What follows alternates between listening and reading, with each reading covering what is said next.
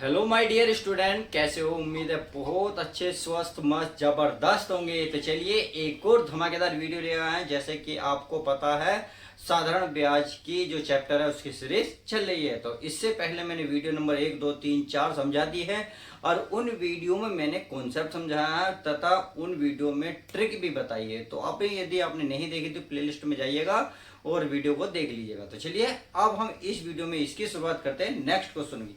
तो next question जैसे कि आपको सामने दिख रहा होगा, क्वेश्चन नंबर 1, 2, 3 है। तीनों ही ऐसे सवाल हैं जो आपको देख तो ही आपकी हवा खुशक कर देंगे। जी हाँ, बिल्कुल सही सुना, आपकी हवा टाइट कर देंगे। क्योंकि अगर क्वेश्चन को ठीक से पढ़ने लगे तो पढ़ने में ही 1 मिनट चली जाएगी, बट पढ़ने के साथ साथ अगर सवाल को करोगे तो देखिए मैं इस ऐसे कॉन्सेप्ट बताऊंगा, आपको 1 सेकंड में कवर कर लोगे। तो चलिए बिना किसी देरी के हम सीधे सीधे सवाल की शुरुआत करते हैं। अब जैसे कि सवाल नंबर 1 है।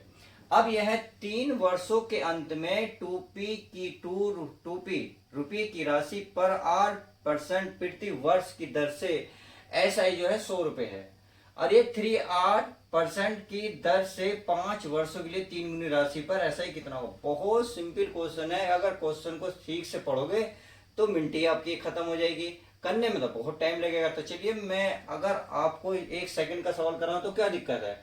चलिए इनमें से कोई एक ऑप्शन होगा तो मैं पहले देखिए टाइम कितना लिख रहा है। क्या लिख रहा है? टाइम, यानी कि टाइम कितना है? 3 वर्ष। यानी कि पहले था 3t, उसको टाइम को इसने क्या करा? इसने करा 5 गुना। कितना करा प्यारे बच्चों? इसने करा 5t, यानी कि इसको इसने 5 गुना करा 3t को।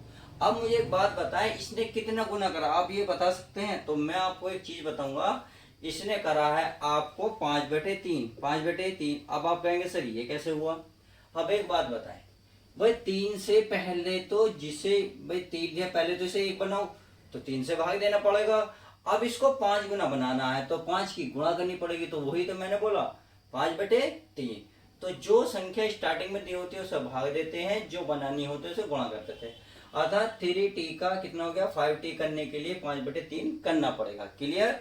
अच्छा जी, चलिए उम्मीद है समझ में आ गया होगा। अब जरूरी है 5 हो। अब यहाँ अगर कुछ और आ गया तो चलिए कुछ और भी है, देख लेते हैं। 2p राशि की पर, और यहाँ राशि कितने करेंगे? 3 गुनी, यानी कि राशि यानी कि प्रिंसिपल। अगर पहले रेट की बात करें तो रेट कितना है? पहले यह 8 से करना 3r, तो यानी कि रेट, यानी कि प्यारे बच्चों RAT रेट था पहले 8%। कितना बना? ये बना आपका देखो 3r। कितना बना? 3r। केवल समझाने में टाइम लग रहा, फिर बताऊंगा आपको आखिर करना क्या था, कौन सी लाइन आपको करनी थी। ड्रो 8 से कितना बना? यू बना 3 गुना, इसका मतलब 3 की गुणा करनी पड़ेगी। चलिए ये बात आपकी समझ में आ गई होगी। अब प्रिंसिपल पे चल लेते हैं। प्रिंसिपल का 2p, फिर कितना बना? 3 गुना राशि, यानी कि चलिए प्रिंसिपल कितना था प्यारा बच्चों? 2p, और 2p से कितना बनाया? 3 गुना, यानी कि 3p। तब 2p से बना 3 गुना, तो पता कितना गुना बना? बताओ, 1.5 गुना। या आप कहोगे सर जी मैंने बताया था ना, अगर पहले 1 बनाओगे तो 1 बनाओगे, 2 से भाग करोगे, फिर 1 बनने के बाद 3 गुना बनाया तो क्या करोगे? 3 की गुणा। क्या करोगे? 3 की गुणा। चलिए इतनी बात समझ में आ गई। अब फाइनली देखिए एसआई जो बना कितना बना? 100 रुपए। तो चलिए 100 रुपए लिखिए, लिख दिया। अब देखिए टाइम कितना था? 3 से बना 5 गुना, यानी कि 5/3। अगर टाइम को 3t से 5t समय लगा तो ब्याज भी कितना लगेगा? 5/3। क्लियर? अब रेट को 8 से 3r लगा तो कितना समय लगा? 3 गुना, यानी कि 3। तो 3 की गुणा कर दो बस, ऐसी गुणा करते चले जाओ। 2p के 3p, यानी कि कितना गुना हुआ? 3/2। तो इसका भी 3/2। फाइनल करना तो ये था, क्योंकि ये तो समझाने में टाइम लगा, फाइनली ये तो करना था। समझा मैंने इसलिए ताकि आपको अच्छे से समझ में आ जाए। अब देखिए काट लेते 3 से 3 काटा, 2 से काटेंगे कितने बार कर देगा? 50। 50 की 50 में 25, 250, 50, 250 की 3 में गुणा करो, 700 आएगा। 750 का आ रहा टी, यानी कि चलिए ये दिल मांगे मोर, सवाल करें बोर बोर, नहीं कर रहा ना। अर्थात ये सवाल डी ऑप्शन बिल्कुल सही है, डी से। क्लियर? अब ऑप्शन पहला तो सवाल समझ में आया। अब चलिए सवाल नंबर 2 देख ले। सवाल नंबर 2 भी बहुत ईजी है, बहुत ही सिंपल है। क्लियर है? क्वेश्चन की शुरुआत करते हैं। इसको मैं रफ कर देता हूं, ये तो उम्मीद है समझ में आ गया होगा। अब क्वेश्चन देखिए, क्वेश्चन नंबर 4। सॉरी दो, टी वर्ष के अंत में 8% प्रति वर्ष की दर से पी रुपए की राशि पर एसआई शुल्क है। क्लियर है। अब देखिए मैं पूरी डिटेल ना बताकर अब शॉर्ट में बताता हूं। मैं हमने क्या करा था, इसमें जो एसआई लिया था तो एसआई इसमें कितना है 80। क्या लो 80 लो, ले लिया, चलिए गुणा करो उसी राशि पर, यानी कि पी राशि थी, पी राशि यानी कि इसमें राशि का कोई चेंज नहीं करा तो चलिए कोई बात नहीं। अब T/4 करा, यानी कि पहले था टी का T/4, यानी कि 1/4 से इसने क्या करी गुणा करी। चलिए वर्ष के लिए 8 से, देखिए 8 से कितना करा 3R, यानी कि 3 गुना तो 3 की गुणा, बस आपका आंसर आने वाला। 4 से काटेंगे, 4 से कितनी बार कटेगा 20 बार। अब 20 या 60, 20 या 60। अरे राशि भी दुगनी है, ये चीजें एक चीज रह गई, क्योंकि पहले राशि की थी पी, अब कितनी बनी दोगुनी, यानी कि इसमें 2 की और गुणा कर दो, बस 20 से 60, 7 दूनी 120, 120 कहाँ रहा सी, लो सी से कोरोना, और कोरोना के नाम पे तो दहशत आ जाती है। चलिए मजाक कर रहा था।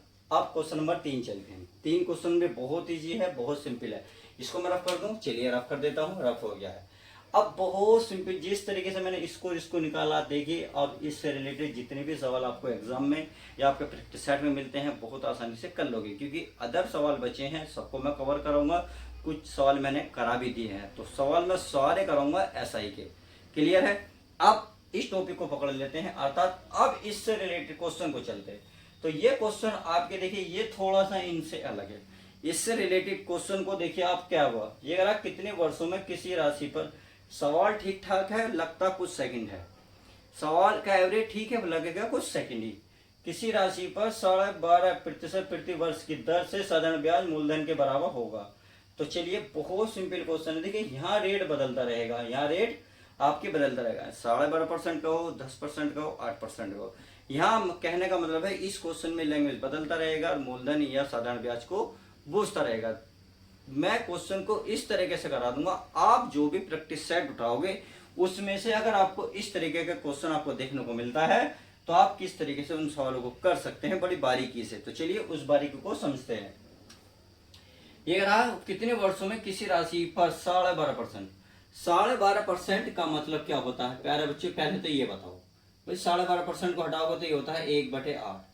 अब ये जो ऊपर होता है ये होता है रियलिटी में एसआई, यानी कि साधारण ब्याज, और ये जो नीचे होगा, ये वाला जो नीचे होगा ये होगा मूलधन, यानी कि प्रिंसिपल। क्या होगा, प्रिंसिपल। अब आप एक बात मुझे बताएं, क्वेश्चन को ये कहा साधारण ब्याज मूलधन के बराबर होगा, यानी कि एसआई और मूलधन, यानी कि एसआई बराबर पी करना चाह रहा हूं। ये कब बराबर होंगे एक बात बताएं, जो ये है प्रति वर्ष, यानी कि एक साल में हमें ब्याज मिला कितना, 1 रुपए का, मूलधन कितना है 8 रुपए। अब हमें इसे बराबर लाना है, खुद बताएं, एक साल में जो ब्याज मिलता है 1 रुपए मिलता है, एक साल में ब्याज मिलता है 1 रुपए, 2 साल में 2, 3 साल में 3, 4 में 4, 5 में 6, 7, 8, अर्थात जो हमारा साधारण ब्याज होगा 8 के बराबर कब होगा प्यारे बच्चों, खुद बताएं कब होगा, 8 साल बाद। और यही इसमें ऑप्शन होगा, ये रहा बी, ये रहा बी। तो देखिए बी ऑप्शन बिना हल करे ही सीधा सीधा सवाल हल हो गया भाई। 12.5% को मैंने फ्रैक्शन वैल्यू में तोड़ा तो 1/8। नीचे वाली ध्यान रखना है मूलधन होता है यानी कि प्रिंसिपल, ऊपर वाला एसआई होता है यानी कि साधारण ब्याज। ये कह रहा है प्रति वर्ष, यानी कि एक साल में ब्याज मिलता हमें 1 रुपया। तो बताइए 8 साल में कितने रुपए मिलेंगे, 8 रुपए। भाई एक साल में 1 रुपया ब्याज है तो 8 साल में कितना ब्याज मिलेगा हमें, 1 रुपया, यानी कि 8 हो जाएंगे।